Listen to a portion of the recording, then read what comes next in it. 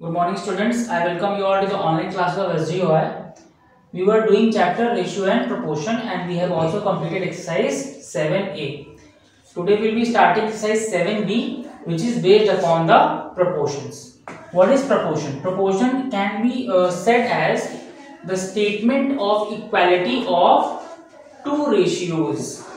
That means if two ratios are given, for example A ratio B and C ratio D, and we are putting the equal to sign in between, then this is termed as the proportion, है ना। जब दो ratios के बीच में equal to का sign हम लोग place कर देते हैं तब उसको क्या बोलते हैं? प्रोपोर्शन बोलते हैं।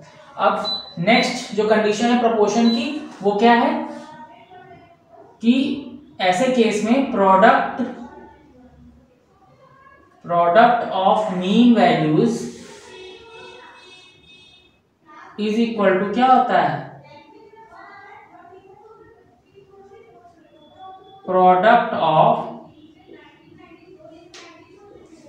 Extreme values. ओके, जो अंदर की वैल्यूज हैं बी और सी इनको बोलते हैं मीन वैल्यूज, और जो बाहर की वैल्यूज हैं C and D, sorry A and D, they are term to be as the extreme values. ठीक है, तो according to this we can say that B multiply by C is equal to A multiply by D.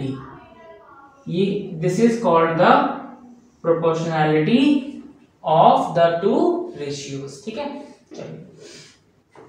Sometimes proportion को हम लोग एक और तरीके से रिप्रेजेंट करते हैं, that is A ratio B proportional to C ratio D. ठीक है, तो इसको आप इस तरीके से भी रिप्रेजेंट कर सकते हैं। ठीक है, then there are certain kind of things. First one is mean proportion, second one is third proportion. Sometimes आपको पूछा जाता है कि आपको mean proportion find करना है, find the mean proportion। ठीक है, और जब mean proportion find करने के लिए बोला जाएगा आपको, तो आपको कोई दो नंबर्स प्रोवाइड किए जाएंगे और आपसे बोला जाएगा कि आपको फाइंड करना है क्या?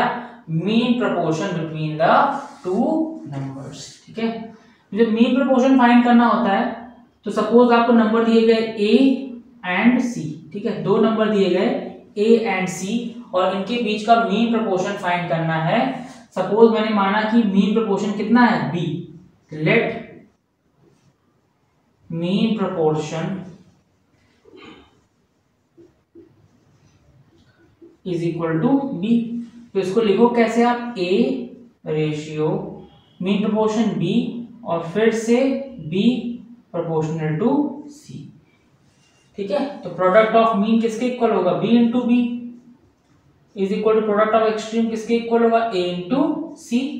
This will be B square and this is equal to AC। तो B square is equal to AC, तो B इज इक्वल टू क्या हो जाएगा? Under root of AC। ठीक है, B will be equal to under root of AC। तो from here हम बोल सकते हैं कि जब भी आपको मीन प्रोपोर्शन फाइंड करने को बोले दो नंबर्स के बीच में, तो आप क्या करोगे? उन दो नंबर्स का प्रोडक्ट करोगे और फिर उसका स्क्वायर रूट फाइंड करोगे। By this way you can easily find out the mean proportion between the two values. ठीक है, चलिए now let's start the exercise. और एक्सरसाइज के साथ आपको बेटर अंडरस्टैंडिंग मिलेगी कि क्वेश्चंस को कैसे अप्रोच करना है।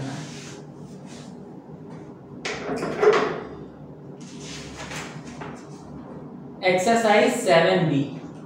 ठीक है, question number 1 it is saying कि आपको बताना है कौन से स्टेटमेंट ट्रू हैं और कौन से स्टेटमेंट फॉल्स हैं। ठीक है, given 51 ratio 68 is equal to 85 ratio 102। 51 ratio 68 is equal to 85 ratio 102।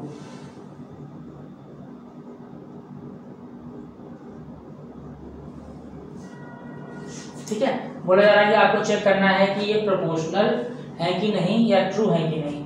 मैंने क्या बताया? Product of mean is equal to product of extreme जब होता है तभी आप बोल सकते हो कि जो नंबर्स हैं ये प्रोपोर्शनल है या फिर इक्वल है। ठीक है, तो प्रोडक्ट ऑफ मीन मतलब कि 51 multiply by 102 should be equal to 68 multiply by 85। ठीक है, अब इनका मल्टीप्लिकेशन करना पड़ेगा और मल्टीप्लिकेशन करके आप चेक करेंगे इसको, अगर यहाँ की वैल्यू और यहाँ की वैल्यू इक्वल आ जाती है तब तो ये प्रोपोर्शनल है, ट्रू है, वरना ये फॉल्स है। ठीक है, नेक्स्ट पार्ट नंबर 4 में दिया है 32 kg ratio ₹36 is equal to 8 kg ratio ₹9। तो इसमें अलग अलग यूनिट दी हुई, एक केजी में यूनिट दी है और एक किसमें दी है, रुपीज में। तो ये प्रोपोर्शनल नहीं हो सकते। मैंने हमेशा स्टार्टिंग में बोला है कि प्रोपोर्शनलिटी या रेशियो तभी एग्जिस्ट करता है जब आप बात कर रहे होते हैं सेम यूनिट्स या फिर क्वांटिटी की। ठीक है, तो आई होप आप क्वेश्चन नंबर 1 इजीली सॉल्व कर लेंगे। Now let's move to question number 2।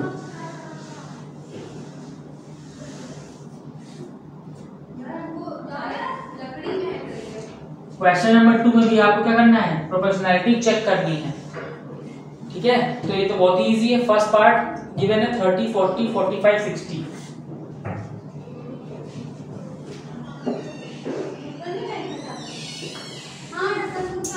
ठीक है, फिर वही करेंगे प्रोडक्ट ऑफ मीन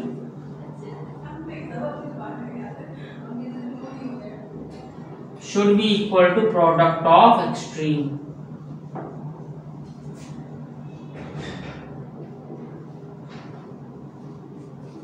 ठीक है, प्रोडक्ट ऑफ मीन मतलब कि 40 into 45 should be equal to 30 into 60। ठीक है, चलिए इसको मल्टीप्लाई करेंगे तो हमें मिलेगा 1800, इसको मल्टीप्लाई करेंगे तो भी मिलेगा 1800। तो मतलब कि LHS की वैल्यू जो है लेफ्ट हैंड साइड की वैल्यू है वो राइट हैंड साइड के इक्वल है, therefore they are proportional.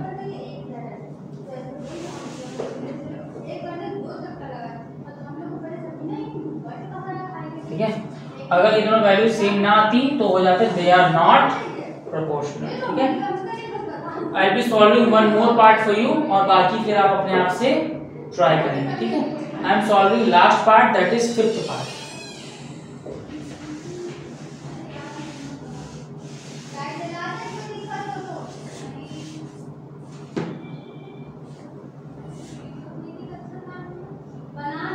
One upon 2 1/5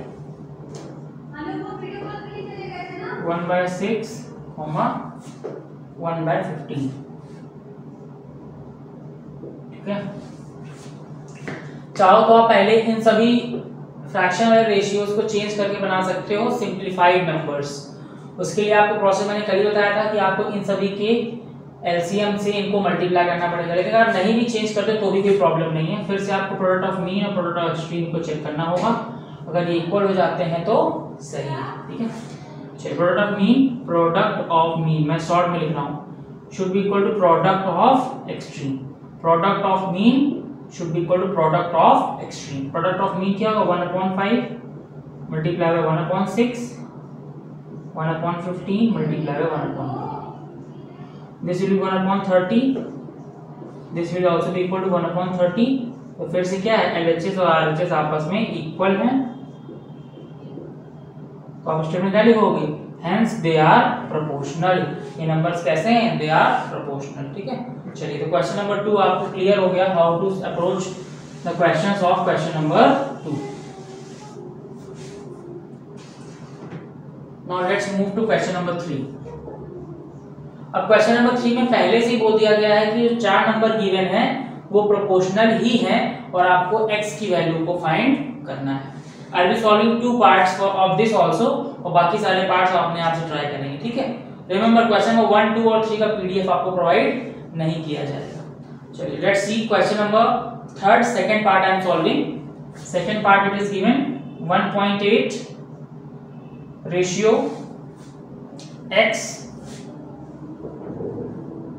proportional to 2.4 ratio 6.0 2.4 ratio 6.0। ठीक है, चलिए तो फिर से वही करेंगे, product of mean is equal to product of extreme, ठीक है, that is x multiply by 2.4 is equal to 6.0 multiply by 1.8। x की वैल्यू फाइंड करनी है, सो ये 2.4 डिवाइड में आ जाएगा, तो 6.0 मल्टीप्लाई बाय 1.8 अपॉन 2.4, ठीक है। ना इसको सॉल्व करने के लिए आप चाहो तो इसका और इसका डेसिमल रिमूव कर सकते हो। Why? क्योंकि सेम प्लेस पे डेसिमल है। 12 से डिवाइड करेंगे, 12 टू 24 एंड 12 5 इज 60। 2 से इसको डिवाइड करेंगे, 2 1 is 2 and 2 9 is 18, that is 0.9।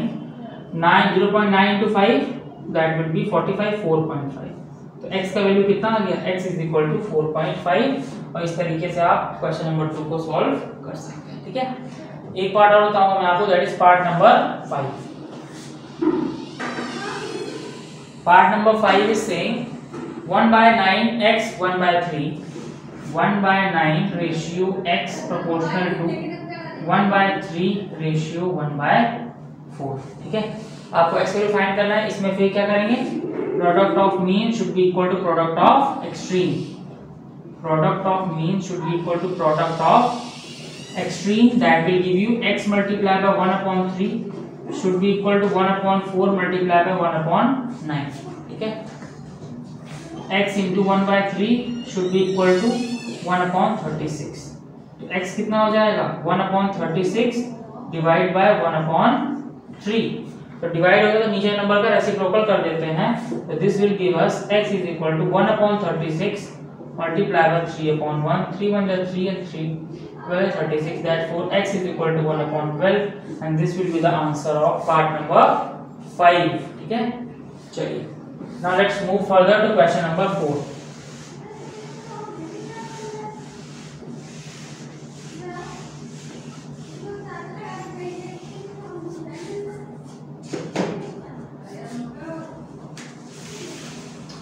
Question number 4 में बोला जा रहा है कि फाइंड द फोर्थ प्रोपोर्शन, आपको फोर्थ प्रोपोर्शन फाइंड करना है।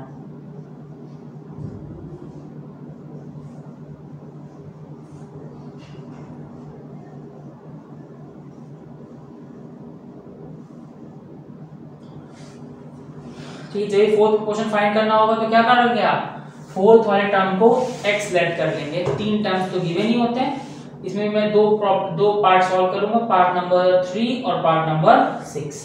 पार्ट नंबर 3 में जो क्वेश्चन गिवन है दैट इज 0.6 1.5 3, 0.6 1.5 और 3, ठीक है। हमको फोर्थ प्रोपोर्शन फाइंड करना है, तो हम क्या करेंगे, लेट करेंगे फोर्थ प्रोपोर्शन को, लेट फोर्थ प्रोपोर्शन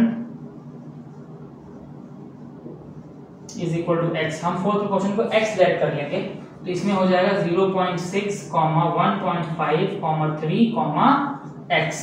और फिर से वही करेंगे, product of mean is equal to product of extreme, product of mean is equal to product of extreme, ठीक है। तो 1.5 मल्टीप्लाई बाय 3 मीन का प्रोडक्ट है और 0.6 मल्टीप्लाई बाय x जो है वो एक्सट्रीम का प्रोडक्ट है। x वैल्यू फाइंड करेंगे, 0.6 डायरेक्ट डिवाइड हो जाएगा, तो x will be equal to 1.5 multiplied by 3 upon 0.6, ठीक है।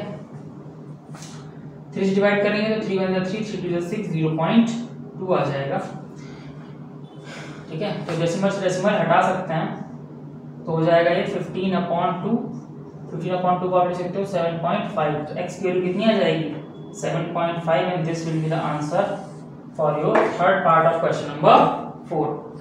Now moving to 6th part, 3 hour 12 minute, ठीक है। चलिए 6th part में क्वेश्चन दिया है, it is given 3 hour 12 minutes, 3 hour 12 minutes, comma 24 minutes,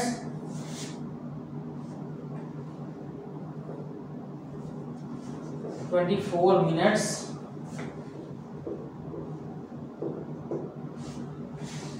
और लास्ट में गिवन है 1 मीटर 68 सेंटीमीटर, 1 मीटर 68 सेंटीमीटर। कभी भी प्रोपोर्शनलिटी नहीं एग्जिस्ट कर सकती है डिफरेंट ग्रुप पे। ये मिनट है, आर मिनट है, चलो टाइम है और लेकिन ये लेंथ का है, तो यहाँ पे प्रोपोर्शनलिटी आप फाइंड नहीं कर सकते। तो आप लिखेंगे यहाँ इसके नीचे कि proportionality can not be find. ठीक है, चलिए मूविंग टू क्वेश्चन नंबर 5।